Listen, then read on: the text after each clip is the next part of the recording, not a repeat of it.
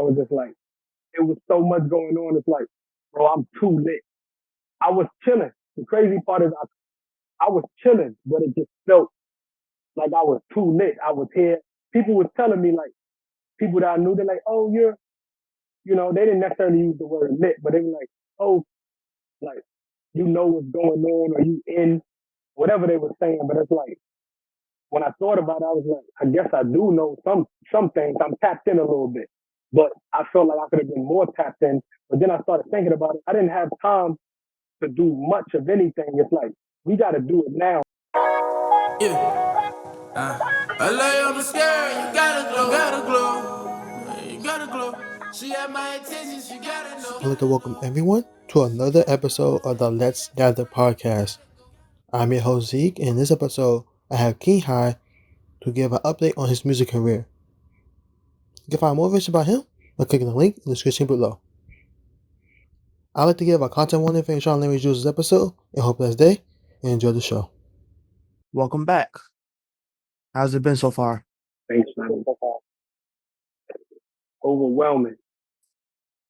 Overwhelming.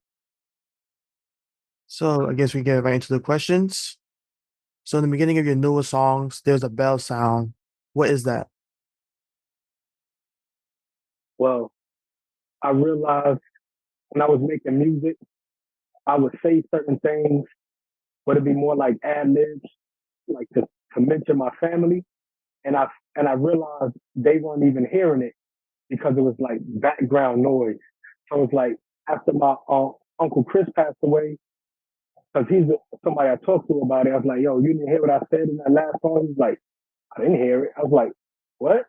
So then, like, and then my grandma passed away, and it's just like, I'm not saying anything about my family, the people that came before me and the people that, like, mean the most to me. So it's like, bro, let's just come up with a sound.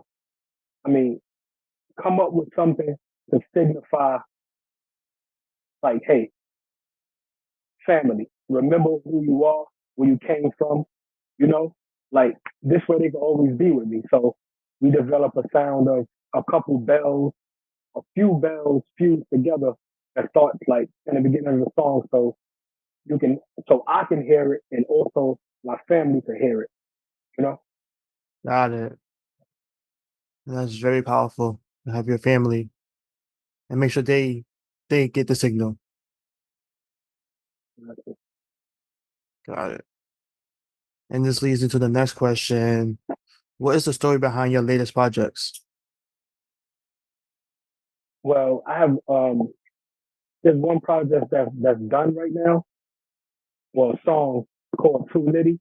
Then there's another project I'm working on. Well, we're working on. It's a few of us and a lot going on called the South Bronx. But I'll talk about Too Litty. It was so much going on, like how you started the interview when you asked me how things are, and I was like overwhelming. It was so many things going on as far as the music, the clothing, business, that I didn't really have time to stop and really even think or do certain things that I wanted to do. So it's like, it was just like, I was too lit. It was too lit. So it just came up too litty. So it's just like, it was so much going on. It's like, bro, I'm too lit. I was chilling. The crazy part is I was chilling, but it just felt like I was too lit. I was here. People was telling me, like, people that I knew, they're like, oh, they didn't necessarily use the word lit, but they were like, oh, like, you know what's going on, or you in, whatever they were saying. But it's like, when I thought about it, I was like, I guess I do know some things. I'm tapped in a little bit, but I felt like I could have been more tapped in. But then I started thinking about it. I didn't have time to do much of anything. It's like, we got to do it now. We got to do it on a run. We had to do things simultaneously because it was too lit. It was too lit. Always something going on. So much motion. I was just acting. So, and then the song we're working on now, I guess that that motion being too lit, I guess it paid off because we was able to tap into the industry and actually get some kind of permission to remake some songs. We still working on the actual clearance of the entire work, but the name of the song is the South Bronx, and we're using South Bronx by KRS-One, well, Boogie Down Production, and also parts of the work Deja Vu, Uptown Baby. So we're using both of those works, and it's a lot going on. Like, I'm starting to understand what it means to be an underground artist. It's like a lot of the work I'm doing, a lot of work we're doing, you can't really see it. It's behind the scenes, underground.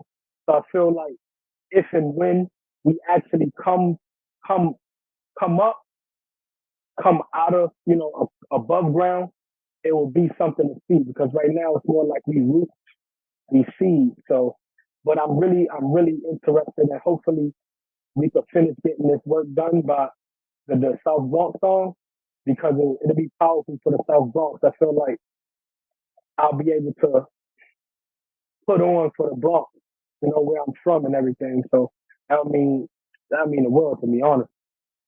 Definitely. And I want to stay on that point for 1 second. So when you felt, was like a feeling of overwhelming in the littiness, or was it like what kind of made you realize that you was moving so fast?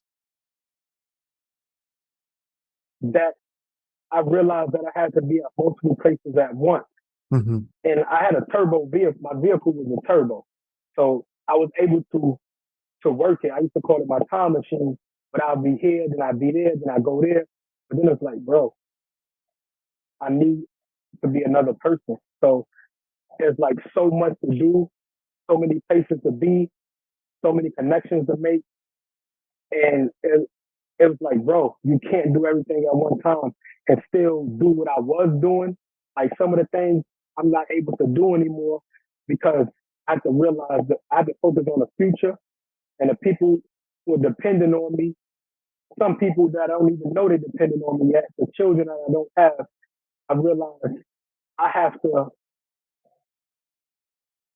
I have to employ people now. Like now I hired my first 4 people like 3 weeks ago because bro, I can't do it by myself. It's impossible. It's so much going on. And it's like, to be honest with you, I don't want to do it by myself because it makes it more fun when there's people involved.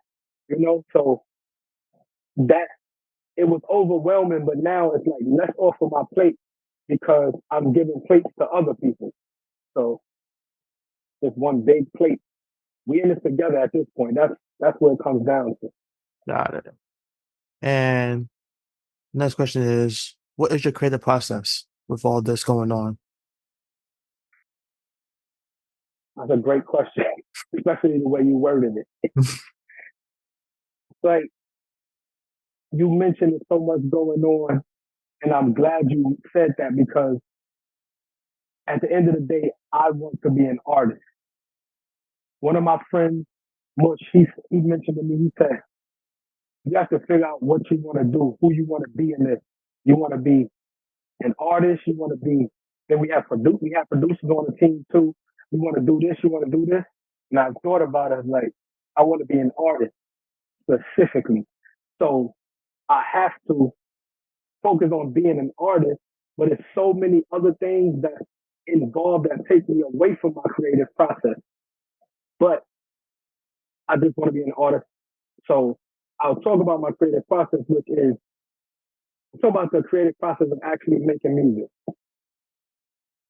I can make a song in 5 minutes,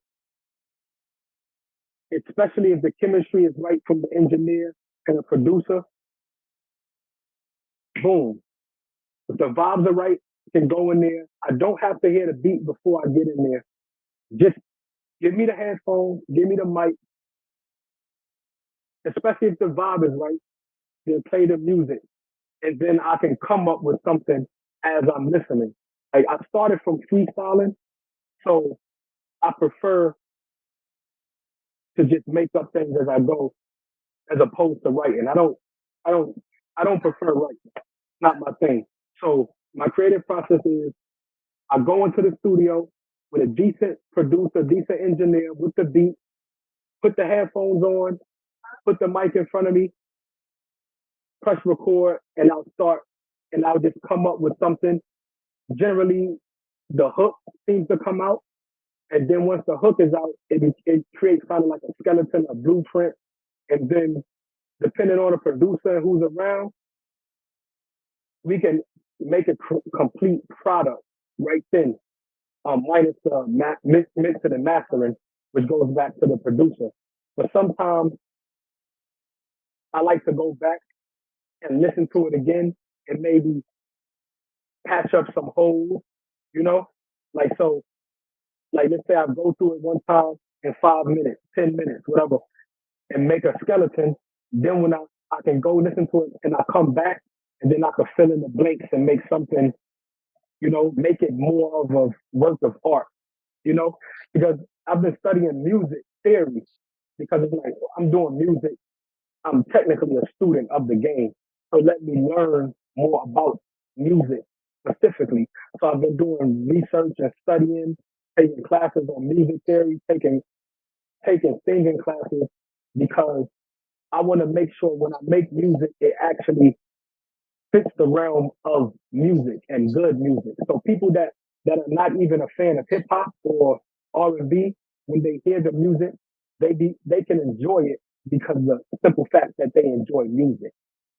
So I know I went on a tangent, but Mhm. my creative process is pretty simple. Just give it to me raw. Just give it to me now. I'll do it now. I don't need to prep.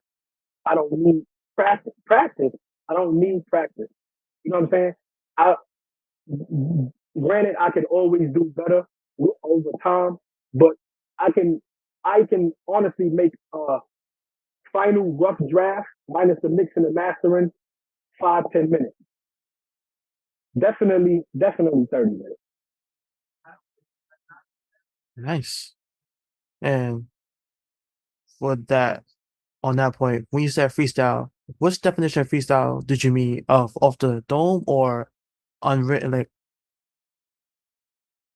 That's a great question, bro. That the freestyle terminology is not the same when I was growing up. Freestyling to me means, like you said, off the dome. Like honestly, I'm thinking like right, nothing written. It's just I don't even know what we're talking about. As soon as the beat start, you tell me. You mention a word on tape. This is what we're talking about. Then I freestyle like that. Or I just hear the beat and I just start rapping about something random, not written. I don't know when that definition of freestyle got lost, but I feel like that's an art form that we need back. That even a battle rapper, matter of fact, I'm glad they call it battle rapping now because it's not freestyle. It's battle. It's people are writing stuff down. And I would honestly, I've been looking for a realm of freestyling so I could go into it and we could just freestyle. I don't really want nobody talking about me. Like I don't want it to be battle because it's not my thing. Like don't battle with me. I don't want to battle with you.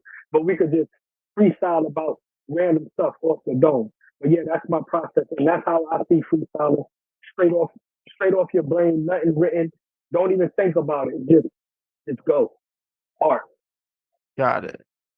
I remember seeing a TikTok the other day about how it originally started as like some like the origin the founding fathers of rap was talking about how it was like just more like written that weren't a complete song, and then later on became freestyle like off the dome, and then the two definitions became not interchangeable, but they both I forget the dictionary word of that when the word has two opposite meanings, but yeah. Yeah. I mean, see now that I can agree on. Like if you just doing something and it's unfinished and it's a freestyle, and then you say, hey, let me just finish it up by patching in the holes. Okay, that could be considered a freestyle. But it's it's still like, Yeah, it's a gray area. But that's better than just saying, hey, I'm gonna sit down and write, and then when somebody tell me to spit something, I'm gonna read what I remember and act like it's a freestyle, bro. Some of my friends do that, and it kind of annoys me because it's like, bro, I've heard you do that 3 times already. three different times. Stop doing it in front of me. Just stop doing it because just stop doing it. I don't like it's not authentic to me and it looks fraudulent.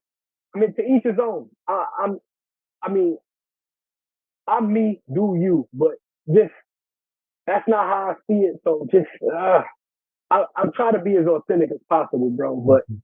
being true to yourself doesn't mean being true to me. So be you. So yeah. Got it. And then we can move on into the next question is what is your struggles? I'm guessing this is in music. Okay, well, yeah. I would say the biggest struggle in music for me is time. And it's not only, hey, make sure you get somewhere on time or make sure you get this done by the deadline. It's more so like, let me say it like this. I've always accomplished my goals, always gotten what I wanted, always did what I set out to achieve.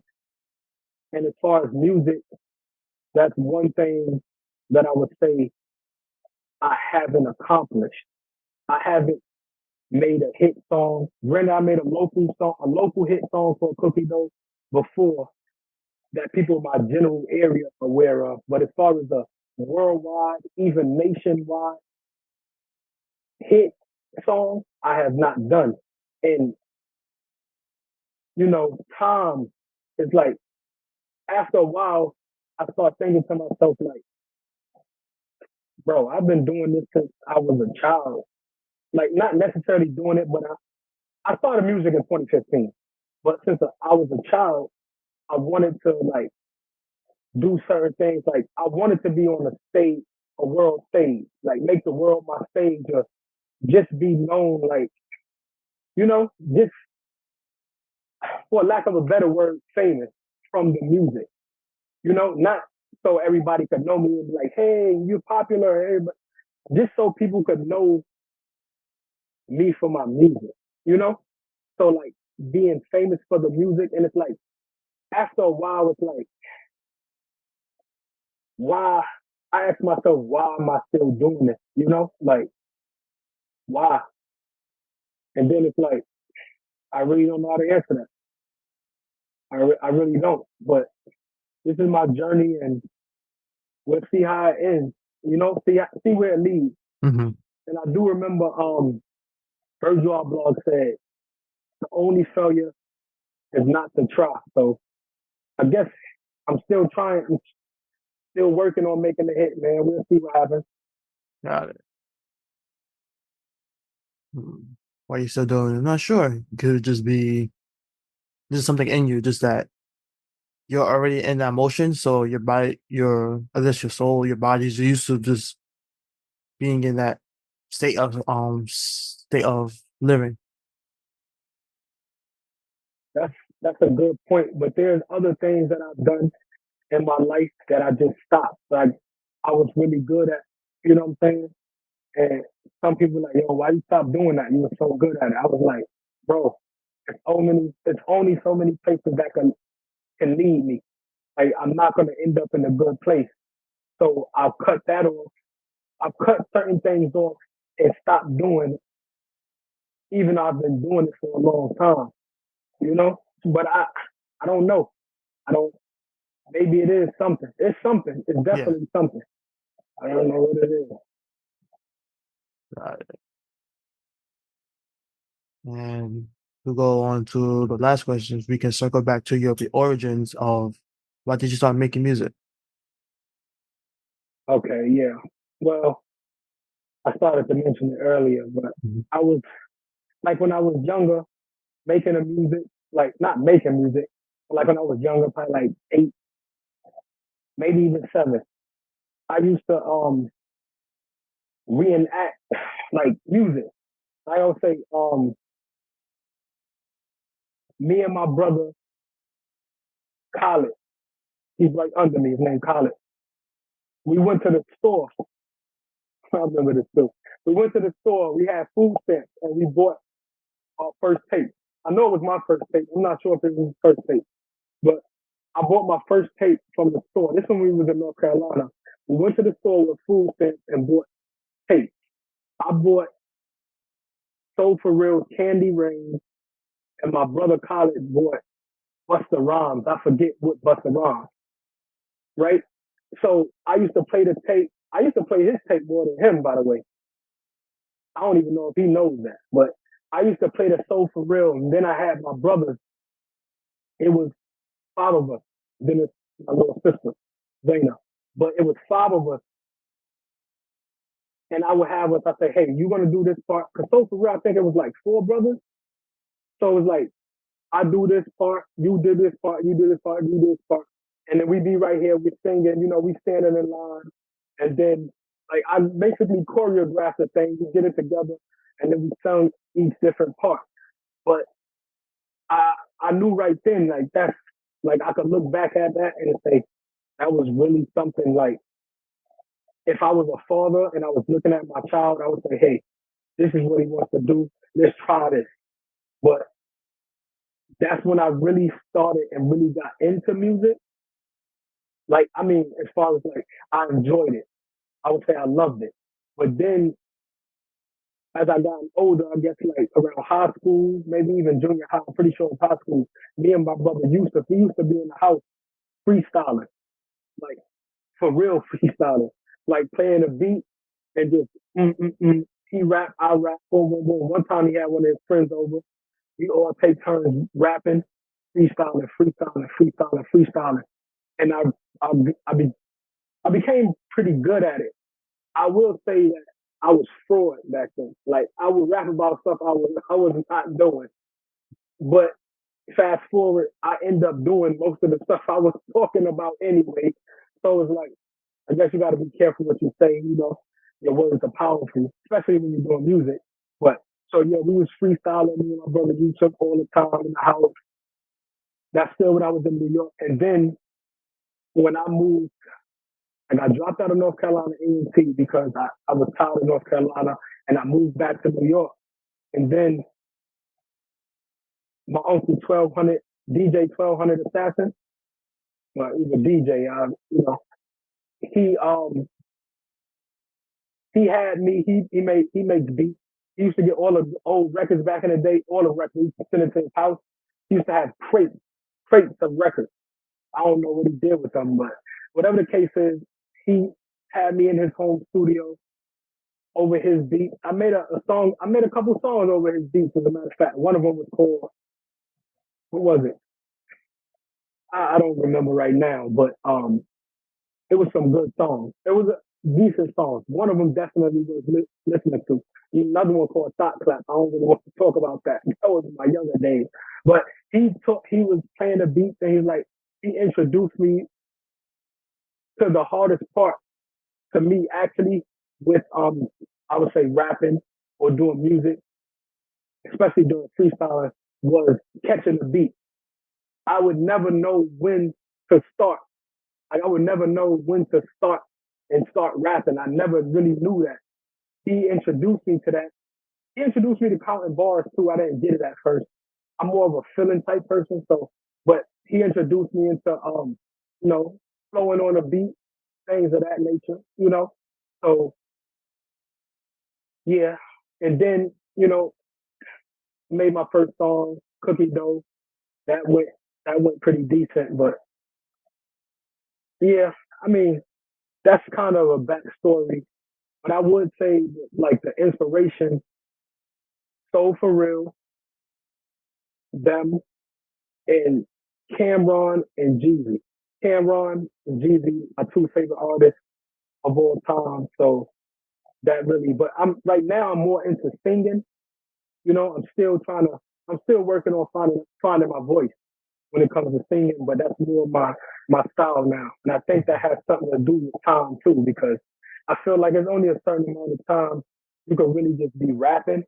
And I feel like as a singer, you can just sing. I just have to work on my voice and get better. So yeah.